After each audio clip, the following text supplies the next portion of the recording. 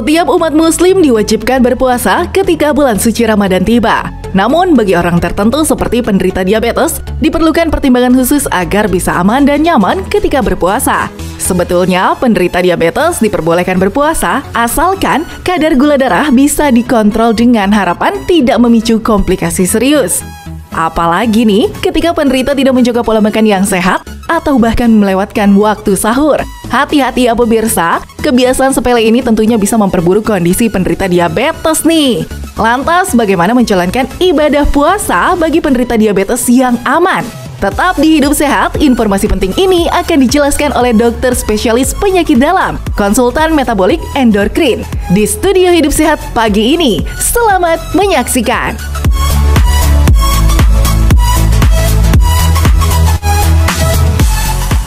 Halo, selamat pagi. Apa kabar pemirsa Hidup Sehat? Apa kabarnya tentunya di bulan puasa dan tentunya semangat ya pemirsa untuk menjalani ibadah puasa pada hari ini. Senang sekali kali ini saya Agita Mahlika yang tentunya dalam program Hidup Sehat akan berbagi seputar informasi kesehatan. Nah, sesuai dengan yang tadi sudah pemirsa saksikan, tema kita kali ini adalah bolehkah penderita diabetes berpuasa?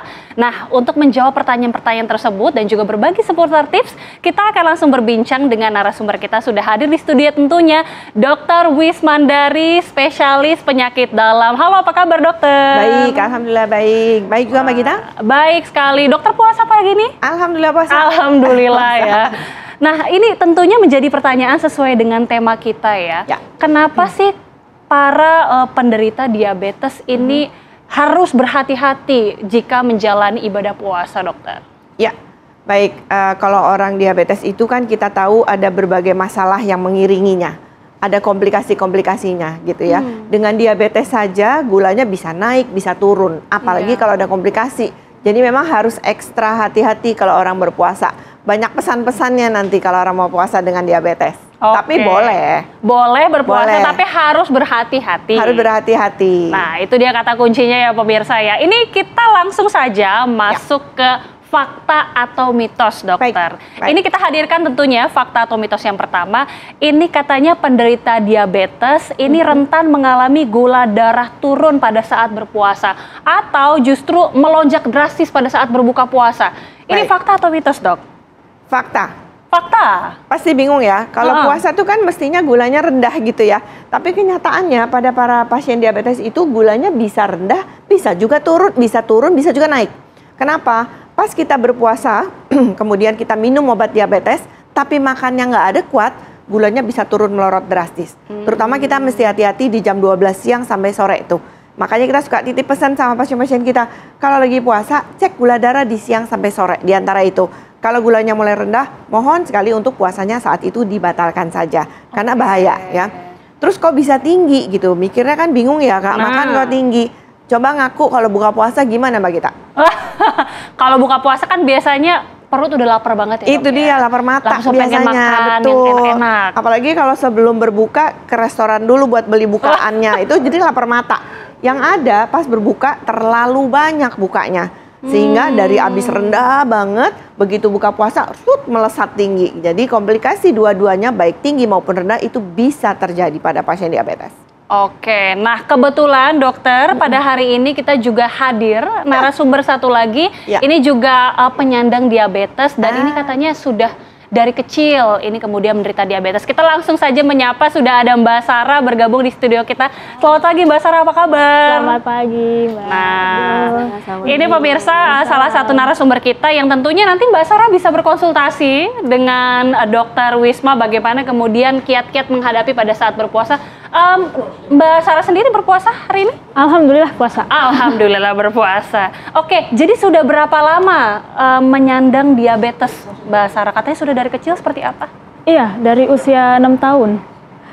Menurut catatan ibu saya sih dari September tahun 2000. Oke, jadi dari usia 6 tahun sudah menyandang diabetes? Iya, sudah pakai insulin juga. Oke, perjalanannya seperti apa sampai saat ini? Usia berapa maaf Mbak? Saat ini 30. Saat ini 30.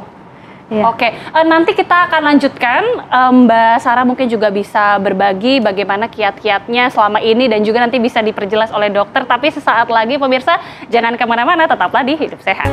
Kembali lagi bersama kami pemirsa dan langsung saja kita ke Mbak Sarah terlebih dahulu ya. Mbak Sarah kalau tadi sudah bercerita sejak 6 tahun sampai sekarang pun tetap kuat berpuasa. Jadi journey-nya bagaimana Mbak selama ini? Naik turun ya. Naik turun? Naik turun kayak gula darahnya. Oke, gimana tuh Mbak? Ya ada kalau selama puasa dulu sih nggak bisa puasa.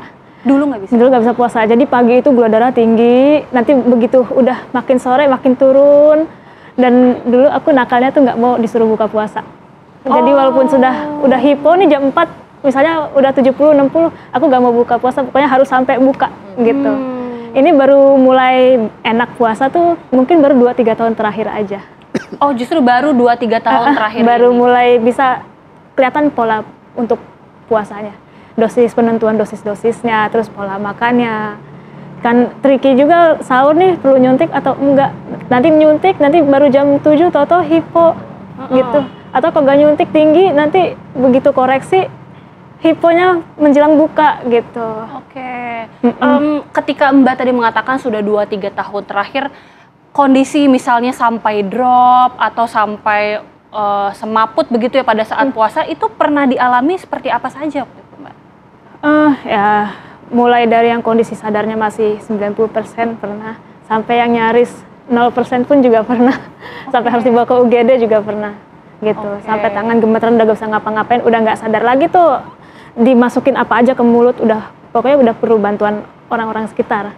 Biasanya yang standby di rumah tuh ada orang tua gitu. Tapi luar biasa ya ikhtiarnya untuk tetap berpuasa. Mbak Sarah ini silakan ya kalau bisa berkonsultasi dengan Dokter Wisma, silakan kita kasih waktu. Mau tanya kemarin itu saya gula darah di jam 4 sekitar 80-an. Ini mepet ya, injury time gitu kan. Kalau dipertahankan gitu kira-kira aman atau tidak, Dok? Jam 4 ya? Jam 4, Ya sebenarnya itu benar-benar jamnya jam-jam yang agak tanggung ya. Kalau udah jam 5 mungkin ya udahlah 80.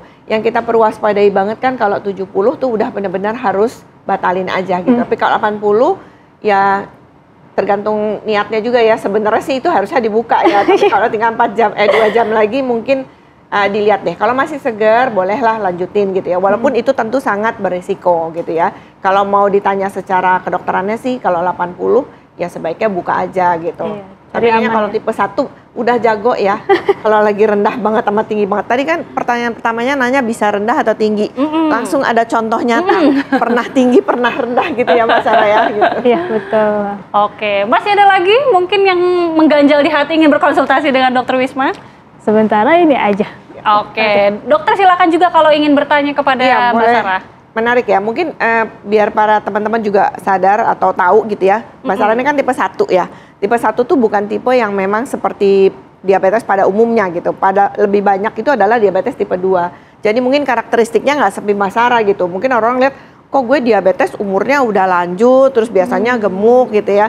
Kok ini langsing gitu ya, terus masih muda gitu. Karena memang Mbak Sarah tipenya bukan tipe yang biasa. Ini adalah tipe 1, di mana tipe 1 itu terjadinya pada orang-orang yang masih muda atau anak-anak dan memang kekurangan insulin. Jadi obatnya pasti harus insulin. Kalau yang tipe 2 nggak selalu. Yang paling banyak tapi yang tipe 2 masalahnya gitu. Iya. Ya gitu ya. Jadi Mbak Sarah di keluarganya ada yang diabetes juga nggak? Kakek nenek ada, tapi juga kenanya setelah usia-usia lanjut. Tipe 2 ya? Tipe 2. Tapi ya, kalau jadi, saya memang kenanya nggak ada penerus ya gitu. Ya nggak ada penerus. Jangan ada penerus ya.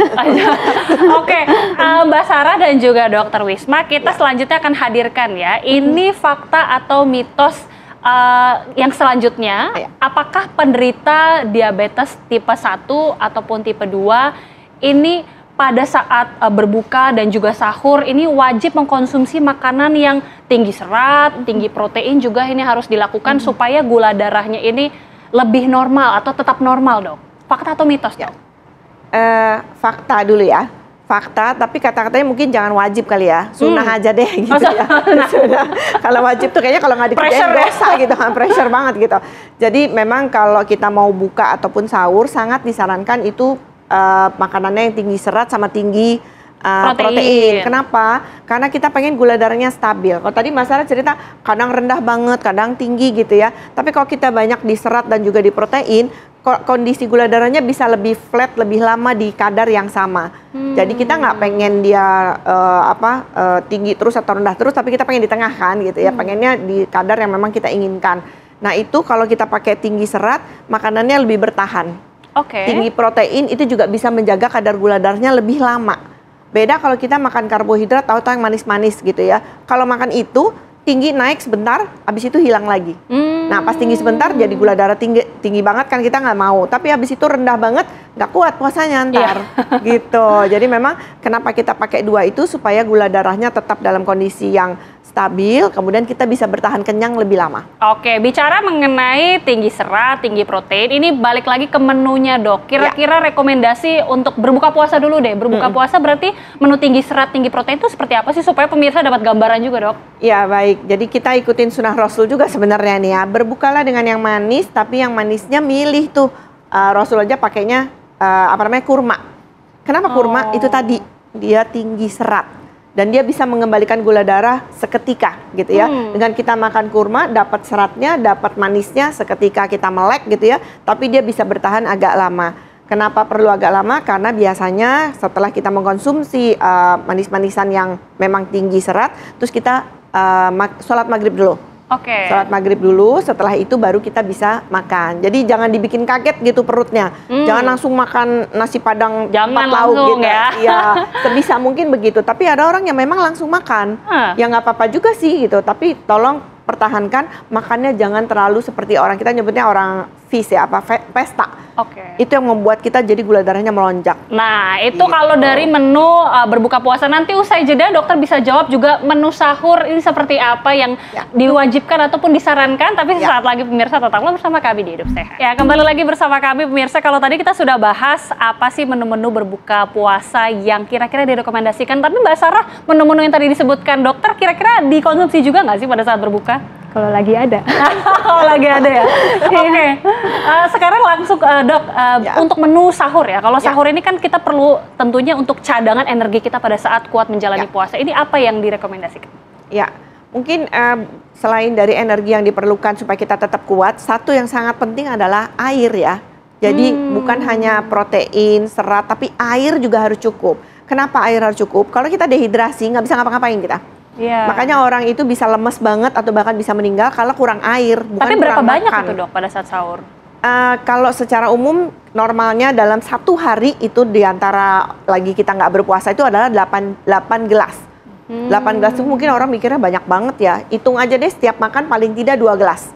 Jadi kalau makannya 2 kali ya paling nggak udah 4 gelas tercapai. Di tengah-tengah diantara itu juga ada selip-selipannya ya kalau bisa 3-4 gelas gitu. Nah itu sangat membuat kita bisa lebih segar. Tapi kalau sahur, yang lebih penting tadi sebenarnya tinggi serat dan tinggi protein itu sahur. Itu penting banget. Jadi seringkali orang sahur malah nggak makan ya.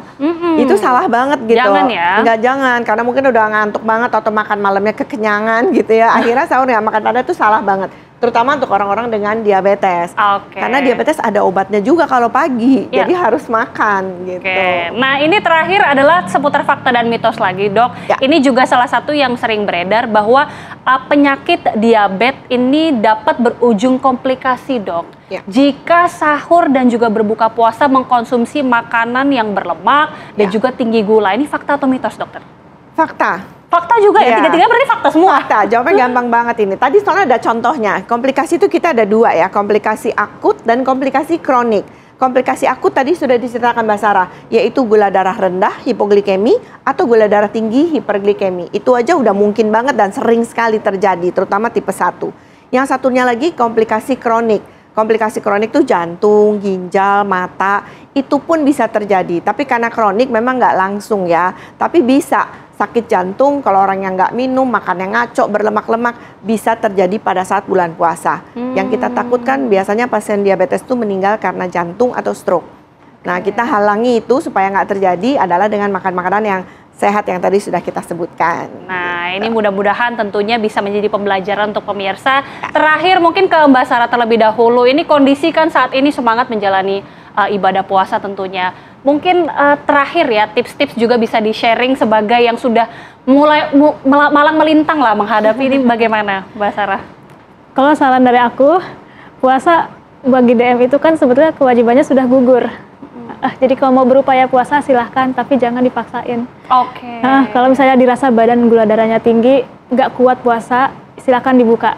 Kalau gula darahnya sudah turun, nggak kuat puasa, silahkan buka gitu. Oke, itu tips langsung dari Mbak Sarah ya. Terakhir, Dokter Wisma, tips-tips untuk para penyandang diabetes yang pada saat menghadapi puasa apa-apa saja. Baik, terima kasih Mbak Gita. Jadi kalau Anda penyandang diabetes, tolong konsultasikan dulu ke dokter 1-2 bulan sebelum memasuki bulan Ramadan. Kenapa? Kita dokter harus menilai dulu Bapak Ibu ini masuk di resiko tinggi, resiko sedang, atau resiko rendah. Kalau resiko rendah, puasanya insya Allah aman. Sama kayak orang bukan diabetes. Yang sedang boleh tapi dipantau, yang tinggi seperti Mbak Sarah contohnya. Ini resiko tinggi. Jadi memang kayak tadi Mbak Sarah bilang, ya disarankan oleh kami dokter tidak berpuasa, tapi kan kadang suka pengen tetap berpuasa ya. Nah kalau pengen tetap, tolong kontrol dulu ke dokternya. Oke, terima kasih Dokter Wismandari, terima kasih Mbak Sarah. Mudah-mudahan pemirsa yang tentunya menyaksikan ini bisa mendapatkan informasi yang bermanfaat dan tetap semangat tentunya ya menjalani ibadah puasa sampai selesai nanti. Terima kasih dan pemirsa, demikian ini juga sekaligus mengakhiri program Hidup Sehat Indonesia Hidup Sehat. Sampai jumpa.